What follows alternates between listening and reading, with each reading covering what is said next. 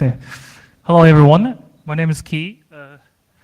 Today I'll be talking about our paper of search, align, and repair the data-driven feedback generation for introductory programming exercises. This is a joint work with Rishabh Singh at Microsoft Research at the time, and my advisor, Professor Jin Dongsu.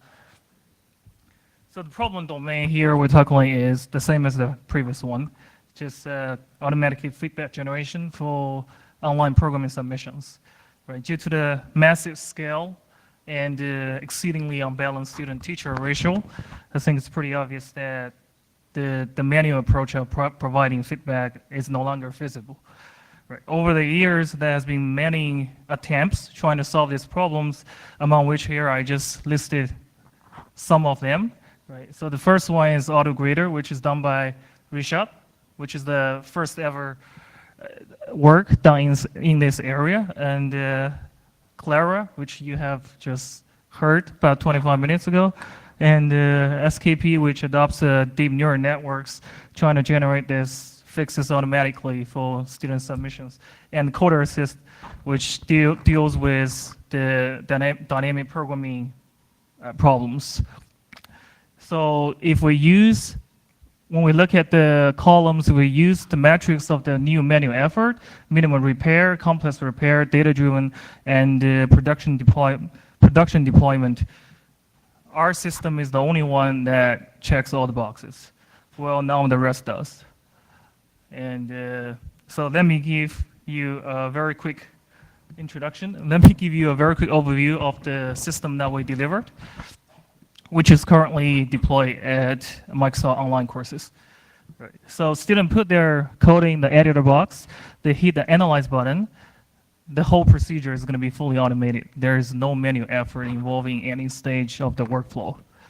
And the tool is capable of highlighting the individual mistakes, such as that part highlighting in red, and automatically gives corresponding minimal fixes, which I'll later clarify what I mean by minimal fixes. And on top of that, it's capable of generating the complex fixes as well, such as these two lines, the top two lines are being added into the program, which were not originally in the code. And it's language and then problem agnostic. It doesn't depend on the underlying programming language and the specific programming problem.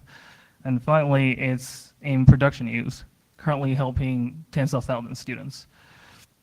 So to come up with this system, there are several challenges that we need to take care of. Right. The first one is diverse solutions. There's so many ways that students trying to come up with solving the same problem. Right. So the existing rule-based system is not going to work very well. And the second one is the precision. So actually there already exists a long line of adopting deep learning model, machine learning model, trying to tackle this problem, and you really did not generate a lot of buzz. Simply because they suffer from significant precision issues. And scalability is also very critical because students are not going to sit there for hours to wait for the feedback. So we got to do this very fast. So the high-level ideas that we have is a search, align, and repair framework, just to realize the very simple intuition that we have. So given a massive amount of data we already have, we want to use the correct program to repair the incorrect program. So let me give you a very quick visual diagram to illustrate. Right. So given an incorrect program on the left, right. So we search through a database of all the correct programs, right. And we actually search for the syntactic closest reference solutions. In this case, we maintain 3. And for each one of these reference solutions, we are aligning against the incorrect program statement by statement. Right. Then based on the alignment, we're going to collect the discrepancies between the two programs and generate corrections. And finally, we select the minimal changes for feedback. So throughout this presentation, I'm going to use this program on the left for our running example to show you that why this program is incorrect and how can we repair it. Right. So the design behavior of this program is just to print the X nulls in a way that to form the chessboard. Right. The first component is the search. Right. As I said, we opt for the syntactic similarity. right? The reason for that is we want to do a diff, and we want to find the ones that has the minimum diff, right? So that is a synthetic approach. So once we settled on that, it's actually pretty simple because we can just do the tree edit distance over the ASTs of all the programs, right? It turns out to be, I mean, there is a catch, right?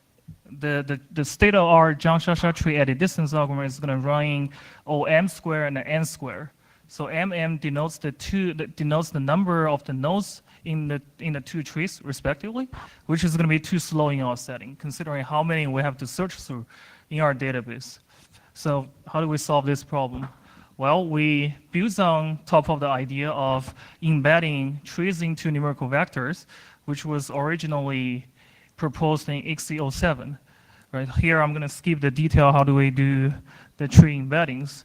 Right? If you're interested, please refer to our paper for the details. Right? So the benefit of doing this tree embedding is it's the overhead, first of all, is very small. So you do a linear traversal on the tree, but the reward is going to be huge because the L1 distance, L1 Hamming distance, or L2 Euclidean distance will be much easier and faster to compute than the tree edit distance. Right. So based on the tree edit, based on this the tree embeddings, we outline our search procedure.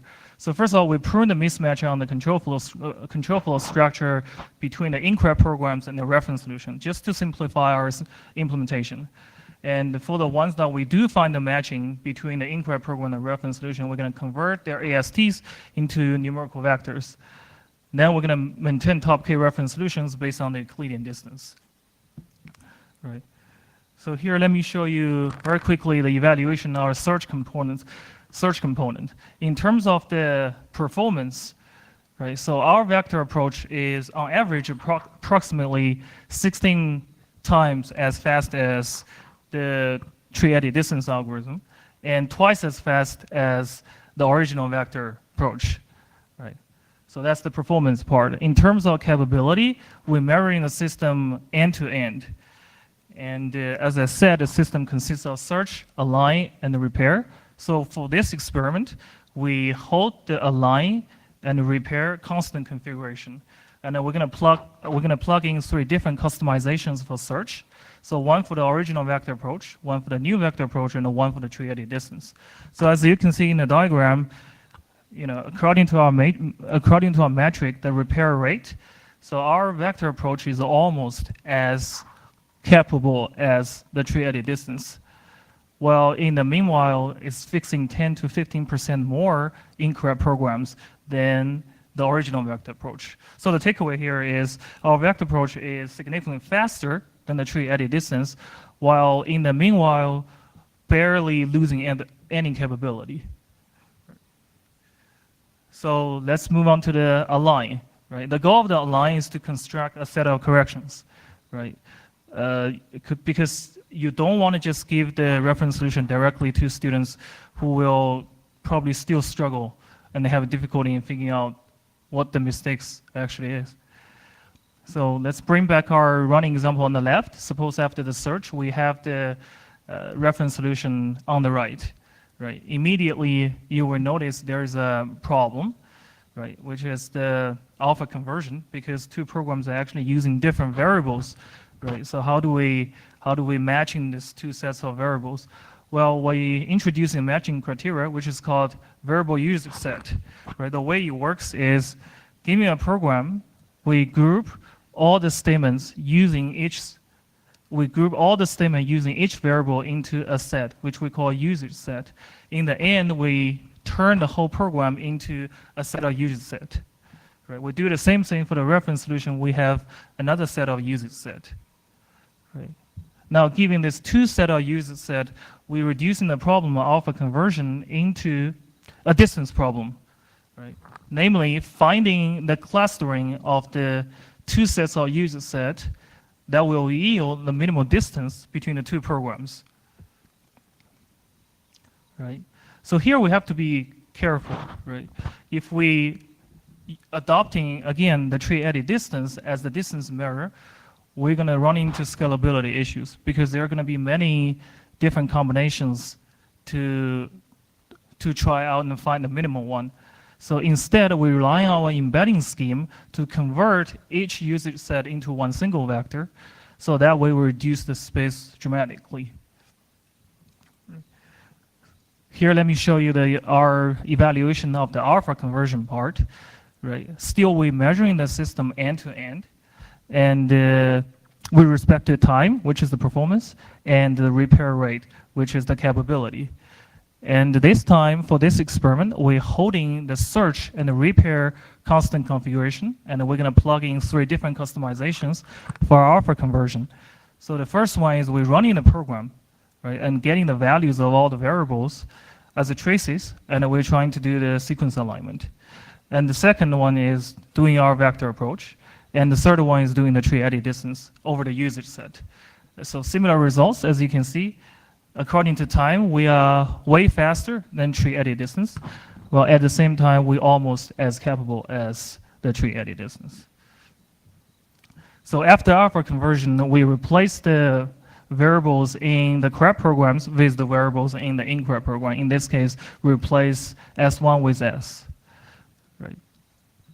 Then the matching becomes actually very easy, right? Because 2 programs have the same control flow structure. So what we did is flatten the 2 programs into 2 bunch of basic blocks, and then we're just going to match them one by one.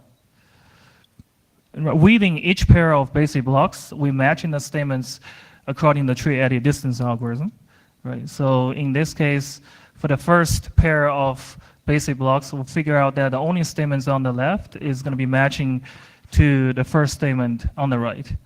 This way, that will give you the minimum distance, and which generate the corrections as change chart string and O to X. So similarly, we can have another fix, which is adding string S2 equals nothing, and we go through everything. In the end, we can collect the set of the entire set of corrections, which we completely transform the incorrect program into the correct program. So finally is the repair. So the goal of the repair is to find the minimal correction, right? Which we mean by minimal fixes.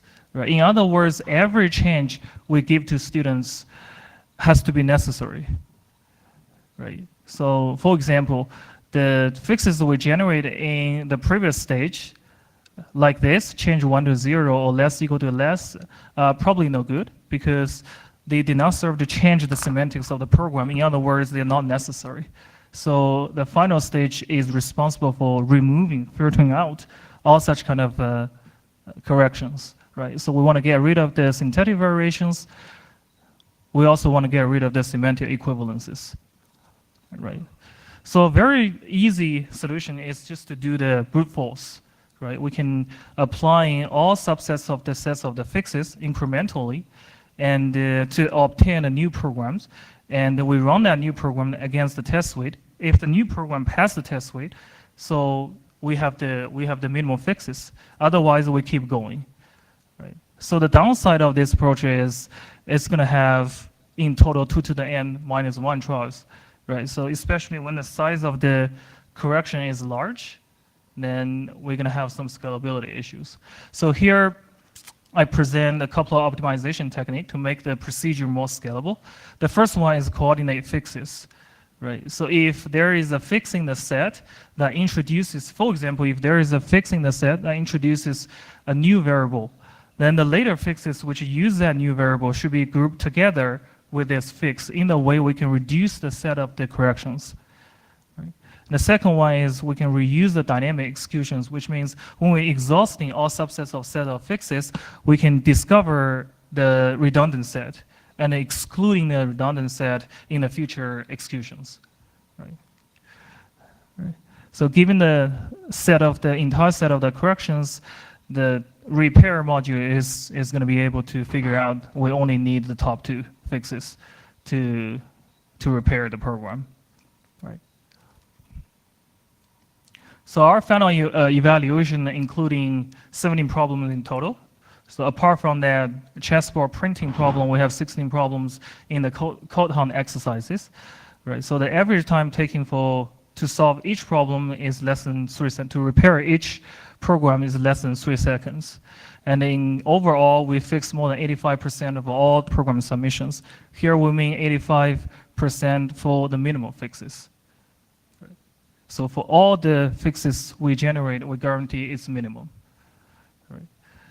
So here I'm citing, here is the article published by Microsoft Machine Learning blog just to advertise our tool, which the point is we can automatically generate feedback that precisely identify errors and the hints how to correct them, not just the pass or failed messages.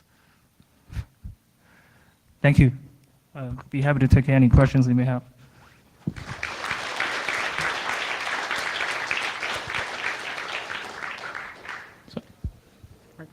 So in the 15% of exercises that you don't manage to synthesize a fix for, why is that? Is it because of different control flow? Yeah. So let me bring back. So here, when we do the brute force, in total, in principle, there's going to be 2 to the n. And we can't afford to do that many. Right? So we have a threshold which is currently set to 3. So which means if we go beyond 3, we still don't find the minimal fixes, we don't give the minimal fixes. So we count that as not fixing. But in a sense, we actually,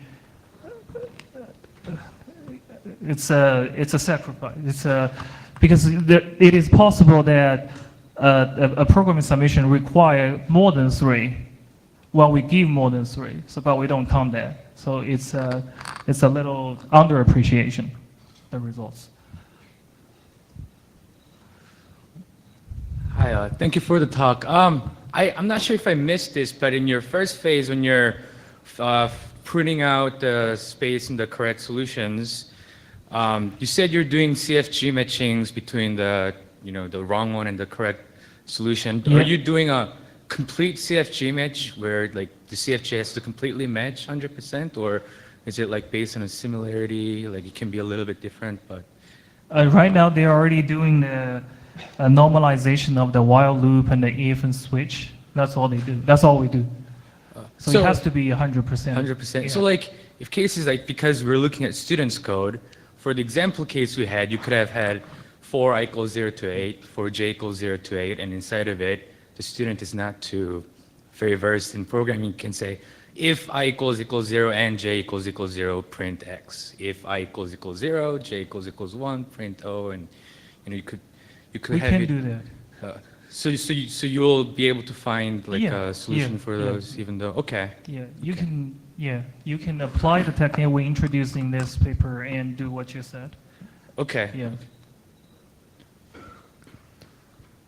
Wouldn't there be situations, I understand these are introductory programs, so they're fairly short, but where, there's a first loop and then a few assignment statements and then a second loop, and you'd want to align and repair with different correct solutions for the 2 loops?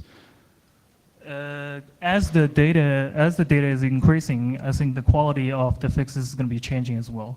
Is that what you're asking? It's not, but I see your point that if you have enough correct solutions, you'll find a single program that it's good to align with. Yeah. But I could imagine maybe with smaller data sets that you could do a much better alignment and repair if you sort of mixed and matched from a couple of the available correct solutions. Yes. I think we actually tried that approach, what you just suggested. So what we find out is for those kind of little programs, it's very hard to partition them into different sub-modules. So for a larger program, I see that's much higher possibility of doing what you just said. Yeah. Any other questions?